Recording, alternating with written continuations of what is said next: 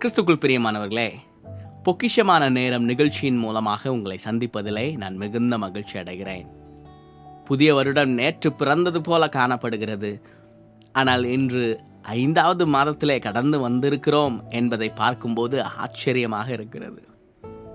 இந்த மாதத்திலே வாக்குத்தத்த வசனமாக கர்த்தர் என்னோடு இடைப்பட்ட வசனம் ஏசாயா தீர்க்க தரிசன புஸ்தகம் 32வது அதிகாரம் 18வது வசனத்தில், என் ஜனம் சமாதான தாபரங்களிலும் நிலையான வாசஸ்தலங்களிலும் அமைதியாய் தங்கும் இடங்களிலும் குடியிருக்கும். என் ஜனம் யார்? கர்த்தருடைய ஜனங்கள். இயேசுவை தன் சொந்த இரட்சகராக ஏற்றுக்கொண்டு அவரை விசுவாசிக்கிற ஜனங்கள் கர்த்தருடைய ஜனங்கள். கர்த்தருடைய ஜனங்களுக்கு இந்த மாதத்திலே கர்த்தர் 3 விதமான ஆசீர்வாதங்களை கட்டளையிட போகிறார். 3 விதமான வாக்குத்தத்தங்களை கொடுக்கிறார். 3 விதமான காரியங்களை வெளிப்படுத்துகிறார். முதலாவதாக கர்த்தருடைய ஜனத்துக்கு சமாதான தாபரத்தை கட்டளையிடுகிறார். ஒருவேளை நீங்கள் சமாதானம் இல்லாத ஒரு சூழ்நிலையிலே, உங்களுடைய வாழ்க்கையிலே புயல் போன்ற ஒரு சூழ்நிலை அடித்து வாட்டி கொண்டிருக்கிறது, வதைத்து கொண்டிருக்கிறது என்று நீங்கள் கலங்கி போய் திகைத்து போய் நீங்கள் காணப்படலாம். இந்த மாதத்திலே நீங்கள் கர்த்தருடைய சமாதானத்தை பெற்றுக்கொள்ளப் போகிறீர்கள். என்னுடைய சமாதானத்தை வைத்து போகிறேன், உலகம் தருகிற பிரகாரமாக நான் சமாதானத்தை கொடுக்கிறதில்லை என்று நாம் வேதத்தில் வாசிக்கிறோம். பாருங்க, 18 வருஷமாக பெரும் பாடுள்ள ஸ்திரீ அவள் கேள்விப்படுகிறாள். அந்த வழியாக இயேசு வருகிறார். அவருடைய வஸ்திரத்தின் ஓரத்தை ஆகிலும் நான் தொட்டுவிட்டால் நான் சுகம் பெற்றுக்கொள்வேன் என்று அவள் தன்னுடைய இருதயத்திலே விசுவாசிக்கிறதை நாம் பார்க்கிறோம். அந்த ஸ்திரீக்கு 18 வருஷமாக பிரச்சனை மேல் பிரச்சனை. ஒரு சமாதானம் என்றால் என்ன என்று கேள்வி கேட்கிற அளவிற்கு அவளுடைய வாழ்க்கை மிக மோசமான ஒரு சூழ்நிலையிலே காணப்பட்டது. அவள் தேடாத வைத்தியர் இல்லை, அவள் போகாத வைத்தியர் இல்லை. தனக்கு தெரிந்த எல்லா வைத்தியரையும் சந்தித்து கேட்டு பார்த்து விட்டாள்.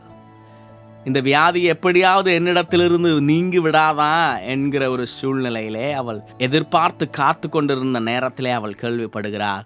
அந்த வழியாக இயேசு கிறிஸ்து வருகிறார், அவருடைய வஸ்திரத்தின் ஓரத்தையாவது நான் தொட்டுவிடட்டும், அதன் மூலமாக எனக்கு சுகம் கிடைக்கும் என்று விசுவாசத்தோடு அவள் காத்து கொண்டிருந்தாள். அதே போல இயேசு கிறிஸ்துவனுடைய வஸ்திரத்தின் ஓரத்தை தொட்ட மாத்திரத்திலே அவளுக்கு சுகம் கிடைத்தது. கர்த்தர் சொன்னார், இயேசு கிறிஸ்து அவளை பார்த்து சொன்னார், ஸ்திரீயே சமாதானத்தோட போ என்று சொன்னார். கர்த்தருடைய சமாதானம் அங்கே வெளிப்பட்டதை நாம் பார்க்கிறோம். உங்களுடைய வாழ்க்கையிலும் வியாதியினாலே அலக்களிக்கப்பட்டு கொண்டு நீங்கள் இருக்கலாம். இந்த மாதத்திலே இந்த ஆசீர்வாதம் உங்களுடைய வாழ்க்கையிலே கடந்து வருகிறது. கர்த்தருடைய சமாதானம் உங்களுடைய சூழ்நிலையை ஆட்கொள்கிறது. உங்களுடைய சூழ்நிலைக்கும் மேலானவர் கர்த்தர். கர்த்தருடைய சமாதானம் என்கிற ஆசீர்வாதம் உங்களுடைய வாழ்க்கையிலே கடந்து வருகிறது தேவஜனமே. 2வதாக நாம் பார்க்கிறோம் நிலையான வாசஸ்தலம். ஒருவேளை நீங்கள் நினைத்து கொண்டிருக்கலாம், என்னுடைய வாழ்க்கை ஒரு நிலையான வாழ்க்கை இல்லாமல் நான் அலைக்கழிக்கப்பட்டு கொண்டிருக்கிறேன். என் வாழ்க்கையில் ஒரு நிலையான வேலை இல்லை, என் வாழ்க்கையில் நான் எதிர்பார்க்கிற எந்த ஒரு காரியமும் நடக்க மாட்டேன் என்கிறது. நான் திருமணத்துக்காக காத்து கொண்டிருக்கிறேன், என்னுடைய வாழ்க்கையிலே திருமணம் நடக்குமா நடக்காதா என்ற ஒரு மிகப்பெரிய கேள்விக்குறியோடு காணப்படுகிறேன். நான் எதிர்பார்த்து கொண்டிருக்கிற வேலை எனக்கு கிடைக்கவில்லை, நான் எதிர்பார்த்து கொண்டிருக்கிற பிஸ்னஸ் காரியங்கள் கைகூடி வரமாட்டேன் என்கிற ஒரு சூழ்நிலையிலே நீங்கள் காணப்படலாம். கர்த்தர் இந்த மாதத்திலே உங்களுடைய வாழ்க்கையிலே நிலையான வாசஸ்தலத்தை ஆயத்தப்படுத்துகிறார். நீங்க எதிர்பார்க்கிற காரியம் கைகூடி வரப்போகிறது தேவஜனமே. விசுவாசத்தோடு காத்திருங்க. உங்க வாழ்க்கையில நீங்க எதிர்பார்த்து கொண்டிருக்கிற காரியம் கடந்து வரப்போகிறது. உங்களுக்கு நீங்க எதிர்பார்க்கிறதுக்கும் அதிகமான ஒரு நல்ல வேலையை கர்த்தர் கட்டளையிட போகிறார். நீங்க எதிர்பார்க்கிறதுக்கும் அதிகமான ஒரு நல்ல திருமண வரன்களை உங்களுடைய வாழ்க்கையில கொண்டு வருகிறார். நீங்க எதிர்பார்க்கிற காரியம் உங்களுடைய வாழ்க்கையில் நடக்க போகிறது. நெடுநாட்களாக எனக்கு குழந்தை பாக்கியம் இல்லையே என்று நீங்கள் ஏங்கிக் கொண்டு இருக்கலாம். உங்களுடைய வாழ்க்கையிலே குழந்தை பாக்கியத்தை கர்த்தர் இந்த மாதத்திலே கர்த்தர் கட்டளையிட போகிறார். விசுவாசத்தோடு காத்திருங்கள். மூன்றாவதாக நாம் பார்க்கிறோம், அமைதியாய் தங்கும் இடங்களிலும் குடியிருக்கும்.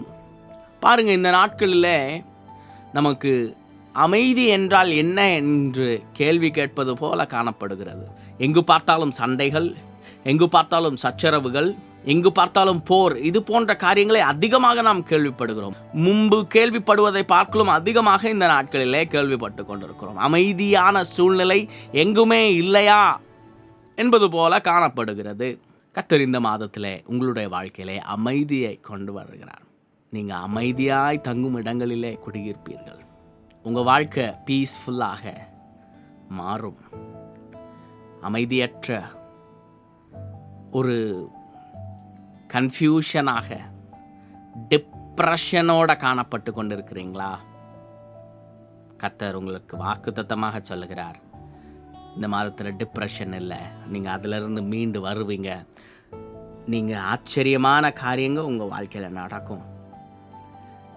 நீங்கள் சோர்ந்து போன காரியத்தை கர்த்தர் மீட்டெடுக்கிறார். நீங்கள் சோர்ந்து போன நிலைமையில் இருக்கிறதை கர்த்தர் மீட்டெடுத்து உங்களை நிலை நிறுத்த போகிறார். உங்களுக்கு அமைதியை கர்த்தர் கட்டளையிட போகிறார்.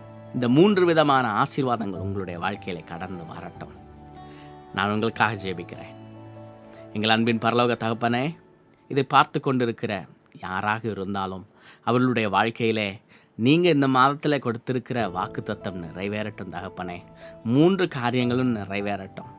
சமாதானம் கடந்து வரட்டும், நிலையான வாசஸ்தலம் கடந்து வரட்டும், அமைதியான இடம் கடந்து வரட்டும் கர்த்தாவே. இப்படிப்பட்ட ஆசீர்வாதங்களை கர்த்தர் கொடுத்திருக்கிறீங்க. அதை சுதந்திரித்துக் கொள்ளும்படியாக, விசுவாசத்தோடு பெற்றுக்கொள்ளும்படியான கிருபைகளை கர்த்தர் நீங்கள் கட்டளையிட வேண்டுமா ஜெபிக்கிற தகப்பனே. பெரிய காரியங்களை செய்யுங்க. இயேசுவின் மூலம் ஜெபம் கேளுங்க நல்ல பிதாவே. ஆமென், ஆமென். கிறிஸ்துவுக்குள் பிரியமானவர்களே, ஒருவேளை உங்களுக்கு ஜெப விண்ணப்பங்கள் இருக்கும் என்று சொன்னால் எங்களிடத்திலே தெரியப்படுத்துங்கள். நாங்கள் உங்களுக்காக அதிகமாக ஜெபிக்கிறதற்கு வாஞ்சையோட காத்திருக்கிறோம். கர்த்தர் பெரிய காரியங்களை செய்வாராக. God bless you.